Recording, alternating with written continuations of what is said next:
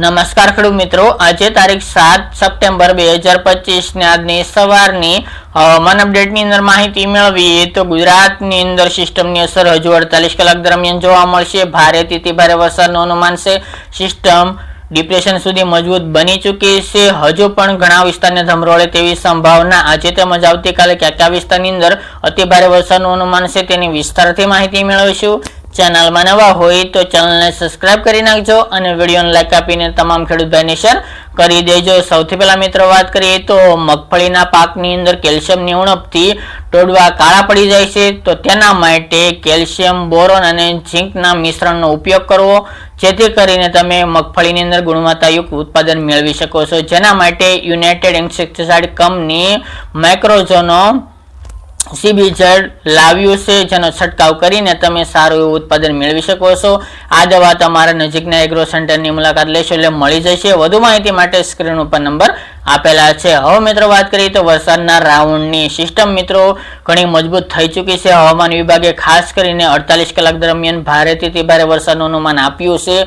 ખાસ કરીને જે સિસ્ટમ મજબૂત ધીરે ધીરે બનતી જાય છે અને ખાસ કરીને મિત્રો અત્યારે ઉત્તર ગુજરાત અને રાજસ્થાનની બોર્ડર સુધી સિસ્ટમ પહોંચી ગઈ છે. તેનો ઘેરાવ સમગ્ર રાજસ્થાન હોય કે પછી સમગ્ર ગુજરાત હોય, આ તમામ ભાગોની અંદર જોવા મળી રહ્યો છે. અત્યારે લો પ્રેશરમાંથી ડીપ ડિપ્રેશન સુધી સિસ્ટમ પહોંચી ગઈ છે, જેના કારણે મિત્રો પવનની ગતિમાં પણ વધારો જોવા મળી રહ્યો છે. વરસાદની તીવ્રતામાં પણ વધારો જોવા મળી રહ્યો છે. હવામાન વિભાગના જણાવ્યા મુજબ આગામી 48 કલાક દરમિયાન કચ્છ અને ઉત્તર ગુજરાતના મોટાભાગના ભાગોની અંદર ભારેથી ભારે વરસાદ નોંધાઈ શકે છે.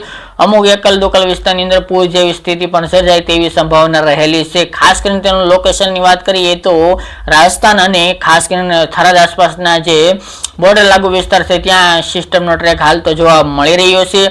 હાલ મિત્રો સિસ્ટમ આગળ ગતિ કરશે તો ઉત્તર અથવા તો પશ્ચિમ ઉત્તર દિશામાં આગળ વધે તેવી સંભાવના રહેલી છે. પરંતુ મિત્રો અત્યારે સિસ્ટમ સાવ ધીમી ગતિએ આગળ વધી રહી છે, જેના કારણે વધુ અસર ગુજરાતની અંદર જોવા મળી શકે છે. વાત કરવામાં આવે તો અતિ ભારે વરસાદનું અનુમાન કચ્છના વાગડ, ખાવડા, ધોળાવીરા, નખત્રાણા, બન્ની, રાપર, ભચાઉ, ભુજ, અંજાર સહિતના ભાગોની અંદર ભારેથી ભારે વરસાદ એકલ લોકલ વિસ્તારની અંદર જોવા મળી શકે છે. બાકી કચ્છના તમામ ભાગોની અંદર વરસાદની સંભાવના દેખાઈ રહી છે. તે ઉપરાંત થરાદ, વાવ, ડીસા, પાલનપુર, અંબાજી વિસ્તાર, મહેસાણા, પાલનપુર, સાબરકાંઠા, બનાસકાંઠા સહિતના ભાગો, અરવલ્લી સહિતના ભાગોની અંદર પણ ભારેથી ભારે વરસાદ નોંધાઈ શકે છે. અમદાવાદ, ગાંધીનગર, ખેડા, આણંદ, નડિયાદ, બોરસદ, તારાપુર, દાહોદ, ગોધરા, મહીસાગર, પંચમહાલ, મધ્ય પૂર્વ ગુજરાતની અંદર પણ મધ્યમથી ભારે એકલ દોકલ વિસ્તારની અંદર અતિ ભારે વરસાદ નોંધાઈ શકે છે. બાકી સૌરાષ્ટ્રના ભાગોની અંદર પણ એકલ દોકલ વિસ્તારની અંદર ભારે વરસાદનું અનુમાન છે. બાકી સૌરાષ્ટ્રના મોટાભાગના ભાગોની અંદર સારા એવા વરસાદો નોંધાઈ શકે છે, જેની તમામે ખેડૂત ભાઈ નોંધ લેવી. જેમાં તમામ વિસ્તારોનો સમાવેશ જોવા મળી રહ્યો છે, જેમાં પશ્ચિમ સૌરાષ્ટ્ર હોય, ઉત્તર, મધ્ય, દક્ષિણ, પૂર્વ તમામ ભાગોની અંદર, દક્ષિણ ગુજરાતની અંદર પણ સુરત, વલસાડ એ વિસ્તાર અને ડાંગ આસપાસ, ભરૂચ અને નર્મદા જિલ્લાની અંદર વધુ સંભાવના રહેલી છે. બાકી દક્ષિણ ગુજરાતના અન્ય ભાગોની અંદર પણ વરસાદી માહોલ છવાઈ શકે છે. બાકી મિત્રો આમાં કોઈ પણ ફેરફાર રહેશે તો અપડેટ આપતા રહીશું. હજુ મિત્રો 2 દિવસ દરમિયાન આ સિસ્ટમનું જોર રહી શકે છે.